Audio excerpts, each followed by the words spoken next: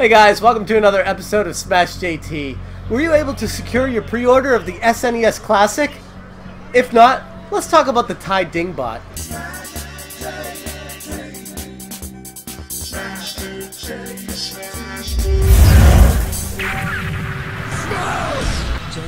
So like many of you guys, I was feverishly refreshing my screens all day trying to get the SNES Classic pre-order to go through. I was at Walmart, Best Buy, Amazon, Target, GameStop, everything you could even think of, and I was having zero luck. I mean, GameStop didn't even have it up until later in the day, but I went to every site and was clicking, refreshing, waiting, here it is, go, go, go. And I would find it, and I would click on it, and I would put it in my cart, and I'd go to check out, and it'd be gone. And I'm sure a lot of you guys have felt that way when you were trying to pre-order one of these. So I got to thinking, how is that possible? Specifically on the Walmart site, I know that I found it the second that it went for sale, and put it in my cart, literally, like, within 5 seconds. It was in my cart, I was already signed in, ready to check out. I went to check out, and it was gone. That was it. I went back to the home screen to find it again, and it was sold out. And it wasn't like it was 30 seconds or a minute and a half. It was literally 5 seconds max. And that's kind of stretching it. I feel like, I mean, I have a really fast internet speed. I have a really fast computer. I don't even feel like it was 5 seconds between everything that I did. And I was not able to secure an SNES Classic. So I got to researching this, and I was wondering what could possibly have gone wrong or how'd this happen. And while I was trying to check out in Walmart and I didn't get it, the only thing that went through my mind was, it has to be bots. There's no possible way a human being could get an SNES Classic and have it sell out that quickly. I mean, maybe some people would be faster than me, but the vast majority of people out there trying to secure one of these would not be nearly as fast as I was trying to get this. So after digging and doing a little bit more research, I found out about this thing called the Tai Ding Bot. You guys ever heard of the Tai Ding Bot? Basically, it's an app that you can purchase for $110, and you can have it set up and ready to go to purchase any item from any site you want before anyone else can get it. And when I did some research on this, I found a few articles that were discussing it with the actual creators and the team behind the Tai Ding Bot, and they actually think that there's nothing wrong with it. There's nothing ethically wrong with it. There's no problems with it. It's out there for anyone. If they want to purchase it, they can, so it's fair game. And to that I say, screw you. It is not fair game if you have to go out and purchase a separate app to be able to buy multiple versions of something that you literally are just buying to resell. You're scalping. That's the only reason you're doing this. It's not ethical. Not ethical whatsoever. It might be legal, but that's a problem that they need to fix. There's actually a thread on Reddit about how to go about getting the Tai Ding Bot and how to get it set up. And it was actually kind of an issue that popped up during the NES Classic back when that went for sale last year. But it kind of went away and dissipated. People stopped talking about it because it was towards the end of it or whatever. People didn't know what was going on. But now it's popping up right at the start here. And very few people that I know are able to secure the SNES pre-order when they tried to get it themselves online. Most people that were able to get it had to go to GameStop in person and actually talk to a human being to do it. And as the day's gone on, I've seen people on Twitter posting about how they were able to secure 61 or something pre-orders and can't wait to resell these, and just throwing it into people's faces like, haha, I got a whole bunch of these and you didn't get any. And that's not the right way to approach this. I feel like if we're gonna fight back and fight this process, we almost need to stand up to these scalpers together as one and say, we're not going to be paying ridiculous prices for these, and we're gonna wait for them to come back down to retail price before we even think about purchasing them. And I know it's kind of beyond a long shot to get people together on this idea, but it's the only way realistically right now that we're going to be able to fight this as consumers.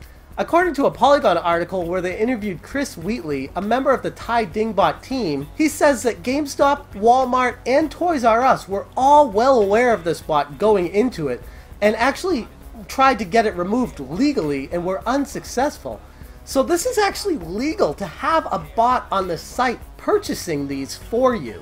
And the article actually goes on to say that there's been an increase in revenue of people who've been purchasing the Tai Ding Bot from the company, and their revenue's been shooting up, so they know it's been successful. They're not giving the bot to certain buyers and not letting other buyers buy it for specific reasons.